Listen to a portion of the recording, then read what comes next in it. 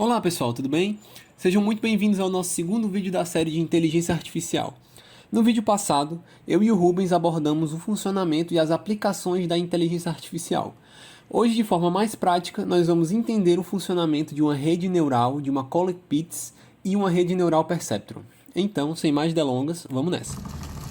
Se vocês bem lembram, Warren McCulloch e Walter Pitts desenvolveram o primeiro neurônio artificial, e o modelo matemático desse neurônio funciona da seguinte forma. Teremos dois dados de entrada, que iremos chamar de x1 e x2. Ao passar esses valores de entrada pelo nosso neurônio, cada um deles será ponderado por um peso, que nós chamaremos de W1 e W2. Então, somaremos esses resultados e iremos diminuí-lo de um fator conhecido como bias, que será representado pela letra grega θ. Por fim, o resultado dessa operação será aplicado em uma função, que nós, projetistas, iremos escolher.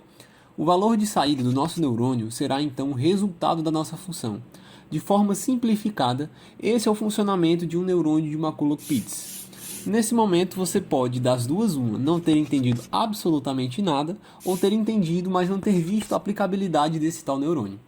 Então, vamos montá-lo em um caso real. Lhes apresento a grandiosa porta lógica AND. A porta lógica AND realiza o produto dos sinais lógicos de entrada. Dessa forma, se pelo menos um dos dois sinais for 0, a saída será 0. Quando os dois sinais forem igual a 1, a saída será igual a 1. Feita então essa apresentação, vamos agora definir dois pesos iniciais, um valor para o nosso bias e uma função de saída. Para esse caso, eu irei escolher os pesos W1 e W2, ambos igual a 1. Para o bias, irei adotar o valor 0. E a função adotada será a seguinte: quando o resultado da minha operação for menor ou igual a 1, a minha saída será igual a 0. Quando o resultado da minha operação for maior que 1, a minha saída será 1. Agora vamos fazer as contas. Entramos com os valores do primeiro caso, que são 0 e 0. Vamos agora multiplicá-los pelos nossos pesos, que são 1 e 1. Por fim, diminuímos do nosso bias, que é 0. O resultado encontrado foi 0. Aplicando na nossa função, a nossa saída será 0. Comparando com o valor esperado, vemos que chegamos a uma saída satisfatória. Vamos agora repetir o processo para os outros casos. E nós percebemos que, para os pesos W1 e W2 igual a 1, para o bias igual a 0 e para a nossa função, a nossa rede está treinada, visto que as saídas encontradas bateram com as nossas saídas desejadas. Mas, se ao invés de termos adotado os pesos 1 e 1, nós tivéssemos adotado os pesos 0 e 1, realizando o mesmo procedimento, nós percebemos que, para o quarto caso da nossa porta AND, encontraríamos um erro. E agora, o que fazer?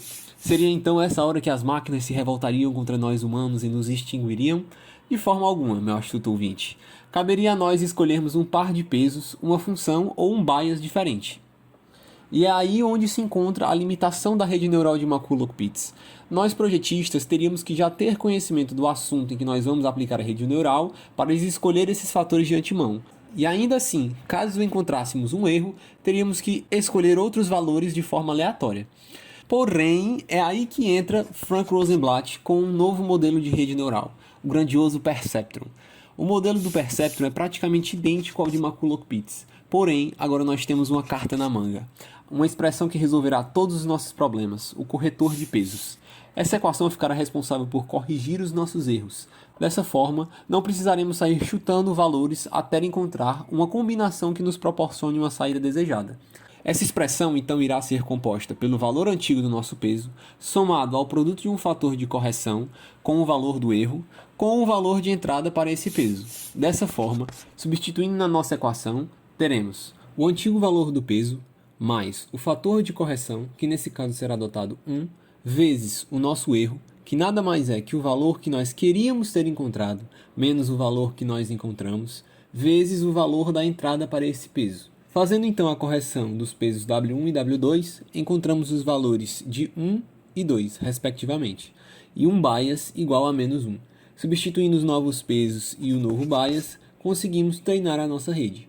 Maravilha! Temos então a nossa rede Perceptron treinada. Agora, para tornar a coisa um pouco mais divertida, vamos dimensionar uma rede Perceptron para uma porta lógica high-tech de 3 entradas, que funciona da seguinte forma. Quando tivermos mais zeros que uns na entrada, a nossa saída é 0. Quando tivermos mais uns que zeros na entrada, a nossa saída é 1. Mas além de montar a nossa rede, também iremos testá-la. Então, para isso, irei separar as combinações de entradas 5 e 6 da nossa porta lógica para poder testá-la depois e comprovarmos se ela realmente está funcionando.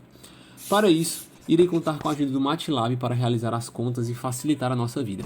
Aqui no MATLAB já temos o algoritmo do Perceptron montado, onde temos a definição das nossas entradas no formato matricial, dos nossos pesos iniciais, das nossas saídas desejadas no formato matricial, da nossa amostra teste que nós separamos, do nosso bias, do nosso fator de correção, de uma variável que ficará responsável por contabilizar a quantidade de vezes que os pesos foram corrigidos, e um valor responsável por dar fim ao nosso algoritmo.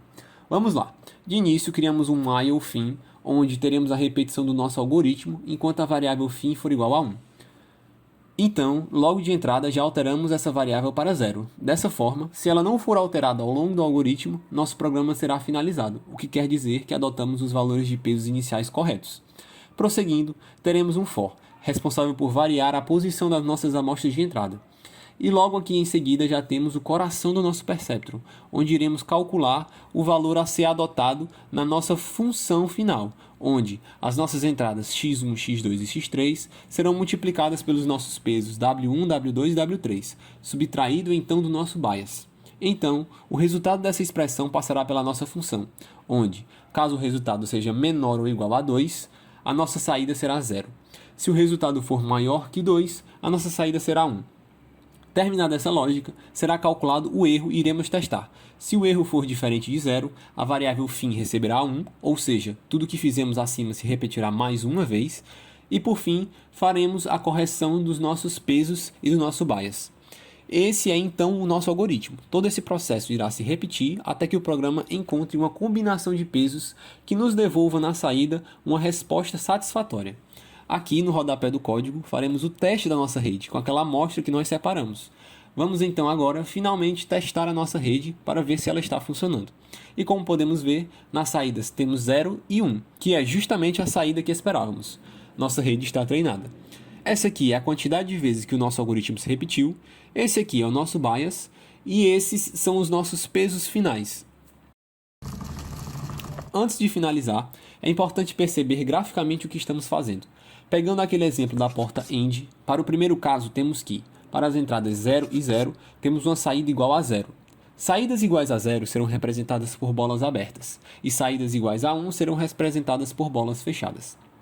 Para o segundo caso, temos as entradas iguais a 0 e 1, e uma saída igual a 0. Para o terceiro caso, entradas 1 e 0 e saída 0. Para o último caso, entradas 1 e 1 e saída 1. O produto dos pesos pelas suas respectivas entradas nesse caso será então uma reta que separa as bolas abertas das bolas fechadas. Dessa forma, sempre que conseguirmos traçar uma reta que separe as bolas abertas das bolas fechadas, conseguiremos dimensionar uma rede neural Perceptron. Caso não seja possível traçar essa reta, não haverá combinação alguma de pesos que consiga convergir a nossa rede.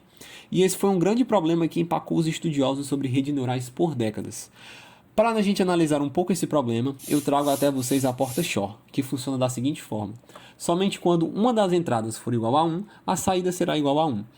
Plotando no gráfico as bolas abertas e fechadas, temos a seguinte estrutura. E aí, o que fazer? Como traçar uma reta que separe as bolas abertas das fechadas?